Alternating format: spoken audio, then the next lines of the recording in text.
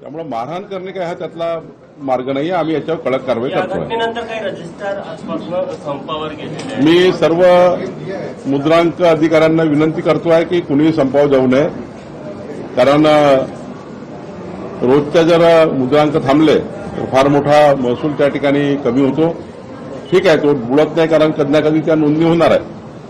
पण जर सरकार गंभीर आहे, आमचे आयजीआर बिनवडे कालच पोलीस कमिशनरची भेटून आले आहे, यामध्ये आम्ही खूप कडक भूमिका स्वीकारली आहे. कुणाला सोडणार नाही. काल तुमच्या भाषणामध्ये तुम्ही तुमच्या पदाधिकाऱ्यांना सांगितले की लेटर हेडचा गैरवापर करू नका, पद हे सेवेसाठी आहे असं सांगितलं.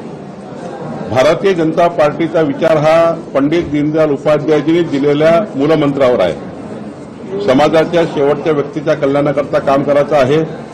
केंद्र सरकार, राज्य सरकारच्या सर्व योजना गरीब माणसापर्यंत पोहोचवायच्या, लाभार्थ्यापर्यंत पोहोचवायचा आमचा विचार आहे. आणि अशावेळी काही पदाधिकारी लेटर पॅडचा दुरुपयोग करून याला बिअर बारचं लायसन द्या, त्याला हे करा ते करा, अशा काही तक्रारी मधल्या काळामध्ये फेसबुक आणि इंस्टाग्रामच्या माध्यमातून सोशल मीडियातून काही पत्र व्हायरल झाले. ठीक आहे, ते डुप्लिकेट निघाले, ते चुकीचे निघाले. पण मी सक्त सूचना दिल्या आहे की ज्यांना ज्यांना काल पदाधिकार मिळाला आहे, नागपूर जिल्ह्यात नवीन कार्यकारिणी झाली आहे. लोकशाही मराठी ऐका, पहा, जागरूक रहा.